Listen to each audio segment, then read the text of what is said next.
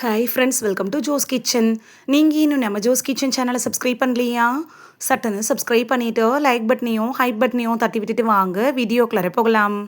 இந்த வீடியோவில் முந்திரி பருப்பு சாப்பிட்றதுனால நமக்கு கிடைக்கக்கூடிய ஆரோக்கிய நன்மைகள் என்னென்ன, ஒரு நாளைக்கு எத்தனை முந்திரி பருப்பு சாப்பிடணும், முந்திரி பருப்பில் என்னென்ன ஊட்டச்சத்துக்கள் இருக்குது, யாரெல்லாம் சாப்பிடலாம் யாரெல்லாம் சாப்பிடக்கூடாது அப்படின்னு எல்லாத்த பற்றின தெளிவான விளக்கத்தையும் பார்க்க போகிறோம். இந்த ஒரு வீடியோ உங்களோட ஹெல்த்தையே சேஞ்ச் பண்ணலாம். ஸோ வீடியோவை ஸ்கிப் பண்ணாமல் பாருங்கள் ஃப்ரெண்ட்ஸ். உங்களுக்கு முந்திரி பிடிக்கும் அப்படின்னா ரெட் ஹார்ட் கமெண்ட் பண்ணுங்கள்.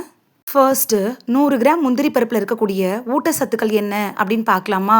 கலோரி அப்படின்னு எடுத்துக்கிட்டோன்னா 553 இருக்குது. புரதம் 18 கிராம், நல்ல கொழுப்பு 44 கிராம், நார்ச்சத்து 3 கிராம், அதோடையே magnesium, copper, manganese, zinc, phosphorus, இரும்புச்சத்து அப்படின்னு நம்ம உடம்புக்கு தேவையான எல்லா ஊட்டச்சத்துக்களுமே முந்திரி பருப்பில் இருக்குது. இப்போ முந்திரி சாப்பிட்றதுனால நமக்கு கிடைக்கக்கூடிய ஆரோக்கிய நன்மைகளை தெளிவாக பார்த்துட்டு வந்துடலாமா? மூளையை ஆரோக்கியமாக செயல்பட வைக்கிறதுல முந்திரி எப்படி பயன்படுது அப்படின்னு பார்க்கலாமா?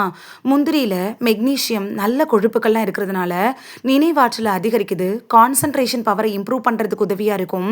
முக்கியமாக வயதானவங்களுக்கு அளவாக முந்திரியை கொடுக்குறப்ப அவங்களுக்கு வரக்கூடிய நினைவாற்றல் குறைவு அதை குறைக்க உதவும்.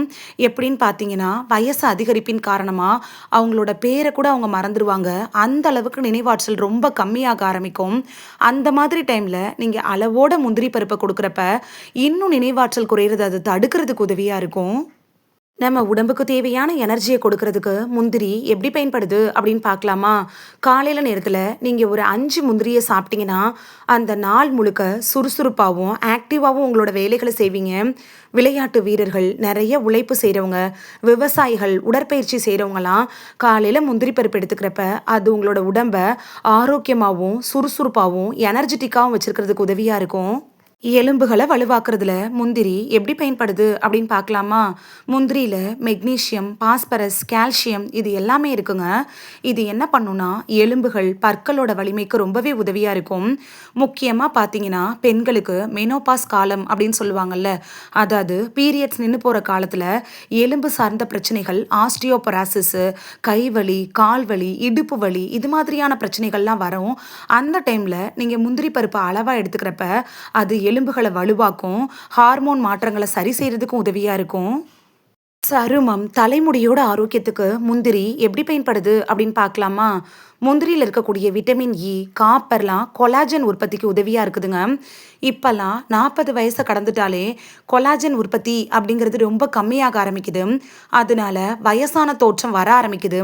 நீங்கள் முந்திரி பருப்பு எடுத்துக்கிறப்ப அது கொலாஜன் உற்பத்தியை அதிகரிக்கிறதுக்கு உதவியாக இருக்கும். என்றும் இளமையோடு இருக்கிறதுக்கும் முக சுருக்கங்கள் வராமல் தடுக்கிறதுக்கும் கூட உதவியாக இருக்கும்.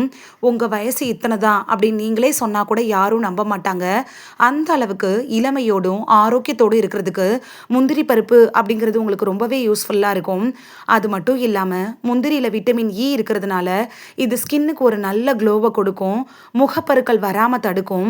ஏற்கனவே முகப்பருக்கள் தழும்புகள், கரும்புள்ளிகள், பிளாக் ஹெட்ஸு, பிளாக் மார்க்ஸு, கரும் வளையங்கள்லாம் இருந்துச்சுன்னா அதெல்லாம் சரி பண்ணுறதுக்கும் முந்திரி எடுத்துக்கிறது உங்களுக்கு ரொம்பவே யூஸ்ஃபுல்லாக இருக்கும். தலைமுடியோட வளர்ச்சிக்கும் ஆரோக்கியத்துக்கும் எப்படி பயன்படுதுங்கிறதையும் பார்த்துடலாமா? முந்திரியில் இருக்கக்கூடிய காப்பர், ஜிங்கெல்லாம் முடிய வேர்க்கால்கள்ல இருந்து அடி நுனி பகுதி வரைக்கும் ஸ்ட்ராங்காக வச்சிருக்கிறதுக்கு உதவியாக இருக்கும். பொடுகு, பேன், அரிப்பு இது மாதிரியான பிரச்சனைகள் வராமல் தடுக்கிறதுக்கும் ரொம்பவே யூஸ்ஃபுல்லாக இருக்குங்க. நீங்கள் முந்திரியை அடிக்கடி சாப்பிட்டுட்டு வர்றப்ப அது என்ன பண்ணுன்னா உங்களோட ஹேருக்கு ஒரு நல்ல ஷைனிங்கையும் திக்கையும் கொடுக்கும். முந்திரி சாப்பிட்ட ஒரு நாள்லையே ஸ்கின்னும் ஹேரும் நல்ல ஷைனிங்காக க்ளோவாக மாறிடுமான்னு கேட்டிங்கன்னா கட்டாயம் கிடையாது. அட்லீஸ்ட் ஒரு மாதமாவது எடுத்துக்கிறப்ப தான் உங்களுக்கு நல்ல பலன் கிடைக்க ஆரம்பிக்கும். இதயத்தை பாதுகாப்பாக வச்சிருக்கிறதுல முந்திரி எப்படி பயன்படுது அப்படின்னு பார்க்கலாமா? முந்திரியில் இருக்கக்கூடிய மோனோ அன்சாச்சுரேட்டட் கொழுப்புகளும் பாலி அன்சாச்சுரேட்டட் கொழுப்புகளை ரெண்டுமே நல்ல கொழுப்புகளை தான் தரக்கூடியது. கெட்ட கொழுப்புகள் அப்படின்னு சொல்லக்கூடிய எல்டிஎல் இருக்குல்ல, அதை குறைக்கிறதுக்கும் நல்ல கொழுப்பு அப்படின்னு சொல்லக்கூடிய ஹெச்டிஎல் ஆதரிக்கிறதுக்கும் உதவியாக இருக்கும். அது மட்டும் இல்லாமல் இரத்த நாளங்களை பாதுகாக்கிறதுக்கும் முந்திரி அப்படிங்கிறது ரொம்பவே யூஸ்ஃபுல்லாக இருக்கும். அப்பல்லாம் வயசானவங்களுக்கு தான் வயசு அதிகரிப்பின் காரணமா இதய நோய் வந்துட்டு இருந்துச்சு. இப்பல்லாம் ஆயில்ல டீப் ஃப்ரை பண்ணப்பட்ட ஃபுட்டு நம்ம அதிகமா எடுத்துக்கிறதுனால, சின்ன வயசு குழந்தைகளுக்கு கூட இதய நோய் வந்துட்டு இருக்கு. அப்படிப்பட்ட இதய நோய் வராம தடுக்கிறதுக்கு, முந்திரிய அளவோட எடுத்துக்கிறது உங்களுக்கு ரொம்பவே உதவியா இருக்கும். உடல் எடையை கட்டுக்குள் வைக்கிறதுல முந்திரி எப்படி பயன்படுது அப்படின்னு பார்க்கலாமா? நம்மள பலரும் என்ன நினைப்போம்? முந்திரி சாப்பிட்டா வெயிட் போடும் அப்படின்னு நினைப்போம். ஆனா அது உண்மையே கிடையாதுங்க. முந்திரிய அளவோட எடுத்துக்கிட்டிங்கன்னா வயிறு நிறைந்த ஒரு உணர்வை கொடுக்கும். அதனால அதிகமாக பசி எடுக்காது. நமக்கு எடையே பசி எடுக்கிறதுனால தானே ஜங்க் ஃபுட்டு, ஆயிலில் ஃப்ரை பண்ண ஃபுட்டெல்லாம் தேடி நம்ம போகிறோம். இந்த நீண்ட நேரம் பசி எடுக்காமல் இருக்கக்கூடிய உணர்வு என்ன பண்ணும்னா, இதெல்லாம் சாப்பிடணுங்கிற எண்ணத்தையே கொண்டு வராது. அதனால நீங்கள் ஈஸியாக வெயிட் லாஸ் பண்ணிட்டு போயிடலாம்.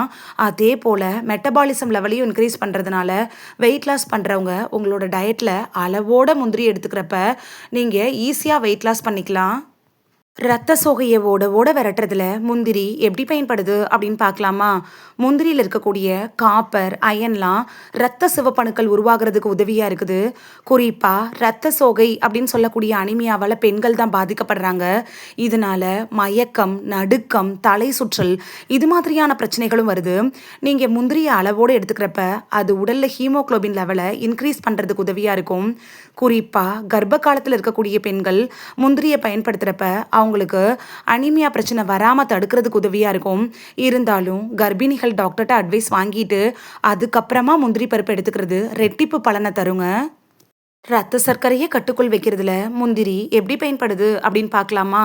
நீரிழிவு நோயாளிகள் அளவோட முந்திரியை சாப்பிட்றது ரொம்பவே நல்லது. முந்திரி லோ கிளைசமிக் குறியீடு கொண்ட ஒரு உணவு தான். அளவோடு எடுத்துக்கிட்டிங்கன்னா ரத்த சர்க்கரை திடீர்னு உயராமல் இருக்கிறதுக்கு உதவும். இருந்தாலும் நீங்கள் டாக்டரை கன்சல்ட் பண்ணிவிட்டு அதுக்கப்புறமா எடுத்துக்கிறது நல்லது. ஏன்னா உங்களோட பிளட் சுகர் லெவலு எவ்வளவு இருக்குது அப்படிங்கிறது நீங்கள் கன்சல்ட் பண்ணிட்டு இருப்பீங்கல்ல, அந்த டாக்டருக்கு தான் தெரியும். முந்திரி அப்படிங்கிறது மருந்துக்கு மாற்று இல்லைங்க. நீங்கள் டாக்டர் ரெக்கமெண்ட் பண்ணியிருக்க மாத்திரைகளை விட்டுட்டு முந்திரியை சாப்பிடக்கூடாது. டாக்டர் ரெக்கமெண்ட் பண்ணியிருப்பாங்கல்ல சர்க்கரை நோய்க்காக, அந்த டேப்லெட்டையும் எடுத்துக்கணும். அதோட உணவில் முந்திரியை சேர்த்துக்கிறப்ப ரத்த சர்க்கரையை கட்டுக்குள் வைக்க முடியும். இவ்வளவு ஆரோக்கிய நன்மைகளை கொண்ட முந்திரியை எப்படி சாப்பிட போகிறோம், அதுக்கான சிறந்த முறை தான் நம்ம பார்க்க போகிறோம். நீங்கள் நைட்டில் 5 முந்திரியை எடுத்துக்கிட்டிங்கனாலே போதுமாக இருக்கும். 5 முந்திரியை இரவே தண்ணியில் ஊற வச்சுட்டு மறுநாள் காலையில் ப்ரெஷ் பண்ணிவிட்டு வெறும் வாயில் போட்டு மென்று அப்படியே சாப்பிட்றப்ப ஜீரணம் நல்லா ஏற்படும். உடலில் ஊட்டச்சத்துக்கள் ஈஸியாக உறிஞ்சுறதுக்கும் உதவியாக இருக்கும். முந்திரியை ஆயிலு இல்லைன்னா நெய்யில் போட்டு வறுத்து சாப்பிட்றத விட இப்படி ஊற வச்சு சாப்பிட்றப்ப உங்களுக்கு ரெட்டிப்பு பலன் கிடைக்கும். அதே போல் முந்திரியை வெறுமனை தான் சாப்பிடணுமோ தவிர உப்பு காரம்லாம் சேர்த்து சாப்பிட்றப்ப அதோட பலன் கிடைக்காம போகிறதுக்கான வாய்ப்புகள் இருக்குது. ஒரு நாளைக்கு எவ்வளவு முந்திரி எடுத்துக்கணும் அப்படின்னு பார்க்கலாமா? பெரியவங்களா இருந்தால் 5 முந்திரி எடுத்துக்கலாம். குழந்தைகளுக்கு 2லேருந்து 3 முந்திரி மட்டும் கொடுங்க. அதுக்கு மேலே கொடுக்க வேணாம். அளவுக்கு மிஞ்சினால் அமுதமும் நஞ்சு அப்படிங்கிற பழமொழி முந்திரிக்கும் பொருந்துங்க. அதனால அளவோட சாப்பிட்டு வழமோடு வாழுங்க. அளவுக்கு அதிகமாக சாப்பிட்றப்ப பக்க விளைவுகளை ஏற்படுத்துறதுக்கான வாய்ப்புகள் இருக்கு. இப்போ முந்திரியை யாரெல்லாம் சாப்பிடக்கூடாது அப்படி இல்லைன்னா கவனமாக இருக்கணும் அப்படின்னு பார்க்கலாமா? சிறுநீரக நோயாளிகள் முந்திரி எடுக்கிறதுக்கு முன்னாடி ரொம்ப கவனமாக இருக்கணும். டாக்டர்கிட்ட அட்வைஸ் வாங்கிட்டு தான் நீங்கள்லாம் எடுத்துக்கணும். சிலருக்கெல்லாம் நட்ஸு சாப்பிட்டா ரொம்ப அலர்ஜி வர ஆரம்பிக்கும். நாக்கு சிவந்து போகிறது, முகங்கள்லாம் சிவந்து போகிறது, தடிச்சு போகிறது, இது மாதிரியான பிரச்சனைகள் வரும். அவங்கெல்லாம் முந்திரியை அவாய்ட் பண்ணிடுறதே நல்லது. நாள்பட்ட நோய்களுக்காக ட்ரீட்மெண்ட் எடுத்துகிட்டு இருக்கிறவங்க டாக்டர்கிட்ட அட்வைஸ் வாங்கிட்டு அதுக்கப்புறமா எடுத்துக்கலாம். முந்திரியை சாப்பிட்றதுக்கு சரியான நேரம் என்ன அப்படின்னு பார்க்கலாமா? நீங்கள் ஈவினிங்கில் வடை, போண்டா, பஜ்ஜிலாம் ஸ்நாக்ஸாக சாப்பிடுவீங்கல்ல, அதுக்கு பதிலாக டெய்லியும் 5 முந்திரி பருப்பை சாப்பிட்டிங்கன்னா போதுமானதாக இருக்கும். உடற்பயிற்சி செய்கிறதுக்கு முன்னாடி எடுத்துக்கலாம். உடற்பயிற்சி செஞ்சதுக்கு அப்புறமா கூட நீங்கள் எடுத்துக்கலாம்.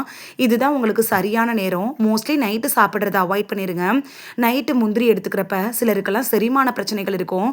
அவங்களுக்கு இன்னும் அது பிரச்சனைகளை அதிகமாக்குறதுக்கான வாய்ப்புகள் இருக்குது. இந்த வீடியோவில் முந்திரி சாப்பிட்றதுனால நமக்கு கிடைக்கக்கூடிய ஆரோக்கிய நன்மைகள் என்னென்ன, முந்திரியில் என்னென்ன ஊட்டச்சத்துக்கள் இருக்குது, யாரெல்லாம் சாப்பிடலாம், யாரெல்லாம் சாப்பிடக்கூடாது, முந்திரியை சாப்பிட்றதுக்கு சரியான நேரம் என்ன, எந்த அளவுக்கு முந்திரி எடுத்துக்கிட்டால் ரெட்டிப்பு பலன் கிடைக்கும் அப்படின்னு எல்லாத்த பற்றியும் தெளிவாக பார்த்துருக்கோம். இது உங்களுக்கு ரொம்ப யூஸ்ஃபுல்லாக இருந்திருக்கும் அப்படின்னு நம்புகிறேன். இந்த வீடியோ உங்களுக்கு பிடிச்சிருந்துச்சுன்னா லைக் பட்டனையும் ஹைப் பட்டனையும் தட்டி விடுங்க. உங்களுக்கு முந்திரி பிடிக்கும் அப்படின்னா ரெட் ஹார்ட் கமெண்ட் பண்ணுங்கள். இது உங்கள் ஃப்ரெண்ட்ஸுக்கு பயன்படணும் அப்படின்னு நினச்சிங்கன்னா ஷேர் பண்ணி விடுங்க. நிறைய பேர் பேர் சப்ஸ்கிரைப் பண்ணாமல் பார்க்குறீங்க ஃப்ரெண்ட்ஸ். நீங்களும் சப்ஸ்கிரைப் பண்ணிவிட்டு பார்த்தா நமக்கு பவர் கிடைக்கும். நீங்கள் சப்ஸ்கிரைப் பண்ணிவிட்டு பார்க்குறது இது மாதிரியான வீடியோக்கள் தொடர்ந்து போடுறதுக்கு எங்களை மோட்டிவேட் செய்கிற விதமாக அமையும் ஃப்ரெண்ட்ஸ். சப்ஸ்கிரைப் பண்ணுறதோட மட்டும் இல்லாமல் பக்கத்தில் இருக்க பெல் ஐக்கானை கிளிக் பண்ணி ஆளுங்கிற ஆப்ஷனை கிளிக் பண்ணி வச்சிட்டிங்கன்னா நாங்கள் வீடியோ போட்ட உடனே நோட்டிஃபிகேஷன் உங்கள் செல்ஃபோனை வந்தடையும். நாளைக்கு வேறொரு ஆரோக்கியமான பதிவில் சந்திக்கலாம். தேங்க்யூ. பை.